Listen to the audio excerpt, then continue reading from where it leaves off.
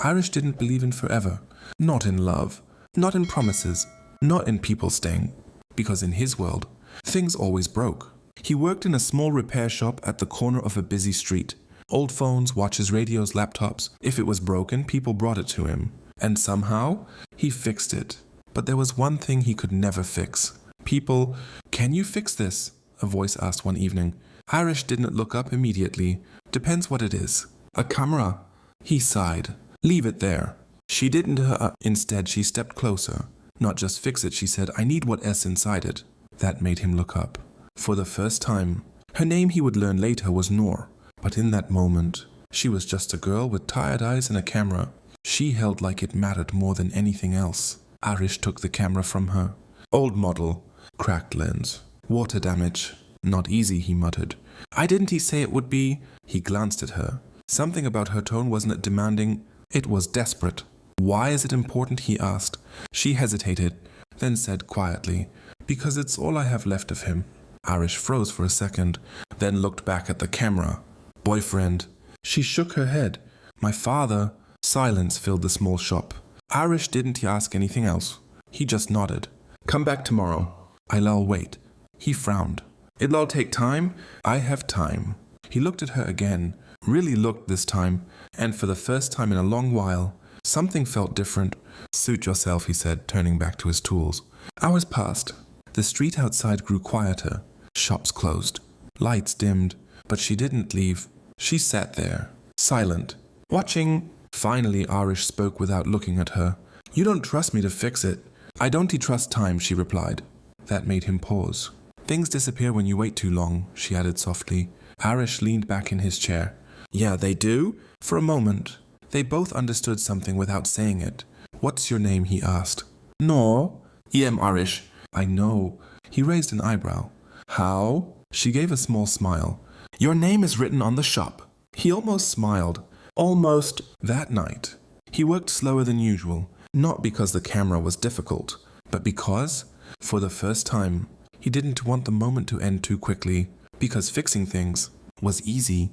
But this feeling, this silence between two strangers, it was something else, and he had no idea how to fix it. Days passed.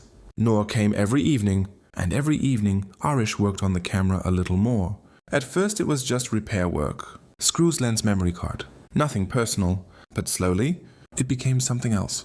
"Do you always sit here like this?" Noor asked one night. "Like what?" "Like you were waiting for something to break." Aarish didn't answer immediately. "Everything breaks eventually," he said. "No," she replied softly. "Some things are meant to be fixed." He stopped working for a second, looked at her, and then looked away again. "You talk like you believe in hope," he said. "I don't," she replied. "I just refuse to believe everything is gone." That sentence stayed with him longer than he expected. One evening the camera finally turned on. Aarish placed it carefully on the table. "It works," he said. Noor froze. "For real?" He nodded. But there was something strange in his expression. "Some files are corrupted," he added. Noor's hands trembled as she held it. "Can you recover them?" "I can try." Hours passed. The shop was silent except for the sound of typing. Noor didn't move, not even once. Finally, Aarish leaned back. "I got something." Noor stepped forward quickly. "What is it?" He turned the screen toward her. A video. A man's voice. Smiling. "Hey Noor, if you were watching this, it means I didn't come back." Noor's breath stopped. The man continued. "Don't cry too much. You always hated that. And don't blame yourself. Some things in life are just borrowed time." Noor dropped into the chair behind her. Silent. Shaking, Aarish quietly closed the laptop. He didn't know what to say, so he didn't say anything. That night Noor didn't leave. She just sat there, like the world had stopped with that video. After a long silence she spoke. "I stopped living that day." Aarish looked at her. "What?" "When he died, I just kept existing." He didn't interrupt. For the first time he didn't try to fix anything. He just listened. "I thought if I kept this camera safe," she whispered, "I could hold on to him somehow." Aarish nodded slowly. "But you were holding on to pain, not him." She looked at him, and for a moment her eyes softened. "Why are you still here?" she asked suddenly. Aarish paused. "I don't know." "Well, that's not an answer. It's the only honest one I have." Silence again. But this time it wasn't heavy. It was calm. Days turned into weeks. Noor kept coming. But now she didn't just sit, she talked. She laughed sometimes, and Aarish changed too. Slowly, quietly. One night Noor said, "You know you fix everything except yourself." Aarish smirked slightly. "I don't come with spare parts," she laughed. And that was the first time the shop didn't feel empty. Final twist. One evening Noor didn't come. Not the next day either. Aarish waited.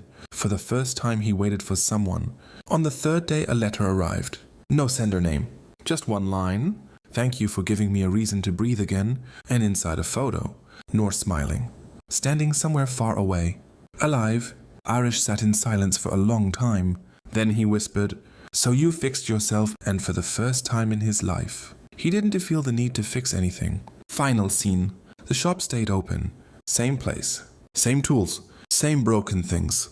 But Aarish was different now. Sometimes when a customer asked if he could fix something, he would smile and say, "I can fix things." He paused. But some things are meant to break, so something better can begin. And every evening when the street got quiet, he would look at the empty chair Noor used to sit on. And for the first time in his life, he didn't feel empty. After Noor left, Aarish thought the silence would feel the same again.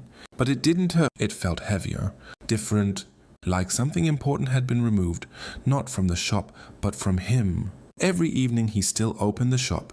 Every evening he still fixed broken things. But now his hands moved without feeling. One night he found something inside the drawer where Noor used to sit. A small note, folded carefully. He hadn't noticed it before. It said, "Some people don't stay forever, but they change your definition of forever." Aarish sat still for a long time. For the first time he didn't touch his tools. Days turned into months. The shop remained the same. But Aarish stopped talking much. Customers noticed it. "You seem different," one of them said. Aarish only replied, "People don't stay the same after certain repairs." He didn't know if he meant himself or her. Sometimes late at night he would look at the empty chair and imagine her sitting there again, not speaking, just smiling. And for a moment, it felt real. One evening a new customer walked in. A young girl, carrying a broken camera. Aarish froze. For a second, just a second, he thought it was her. But it wasn't it. The girl placed the camera on the table. "Can you fix this?" Aarish stared at it, then at her, and something inside him shifted. He gently asked, "Why is it important?" The girl replied, "It has memories I don't want to lose." Aarish nodded slowly, and for the first time in a long time, he smiled properly. "I understand," he said. That night after closing the shop, Aarish didn't go home immediately. He stood outside, looking at the same city, but not the same world anymore. He whispered to himself, "You were right, Noor. Some things are not meant to be fixed. They are meant to change us." A light breeze passed, and for a second, he felt like someone was standing beside him, smiling. He didn't turn. He didn't need to, because for the first time, he wasn't waiting for things to break anymore. He was learning how to keep them alive inside him. Months passed. But for Aarish, time didn't feel like months. It felt like one long day without Noor. The shop was still open. Same corner. Same broken things. Same silence. But Aarish had changed. Not outside. Inside, he still fixed things. Phones, cameras, watches. But now every time he repaired something, he paused for a moment, as if waiting for a voice that never came. One evening while closing the shop, he noticed something unusual. A small envelope under the chair Noor used to sit on. His heart stopped for a second. He picked it up slowly. No name, no date, just his handwriting on the front, but he had never written it. Inside was a letter. Letter? If you are reading this, it means I finally left without saying goodbye properly. I didn't disappear because I wanted to, I disappeared because I had to find myself again. When I met you, I thought I came to fix something broken, but I realized I wasn't fixing the camera. I was fixing myself. Aarish's hand started shaking. He continued reading. You taught me something strange, that not everything broken needs to be saved. Some things just need to be understood and released. Don't wait for me in empty chairs anymore, because I am no longer there. But I am also not gone. I am just different now. Thank you for not trying to fix me, because for the first time someone let me break and still exist. Aarish lowered the letter slowly. His eyes were wet, but he didn't cry loudly. Just silent tears, the kind that come when something inside finally accepts truth. That night he didn't close the shop early. He sat inside, looking at everything. Every broken object felt different now. Not useless, not damaged, just waiting. He looked at the empty chair.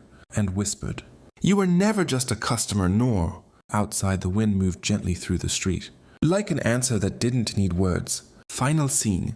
The next morning, Aarish did something he had never done before. He placed a small board outside the shop. It read, "We fix broken things, but sometimes we also learn why they were meant to break." People still came. Phones, radios, watches. Life continued. But Aarish was no longer the same man. He listened more, spoke less, and understood more, because now he knew not everything in life comes to stay. Some people come to change the way you see everything after they leave. Last moment. One evening after closing the shop, Aarish locked the door slowly. He turned back for a final look inside.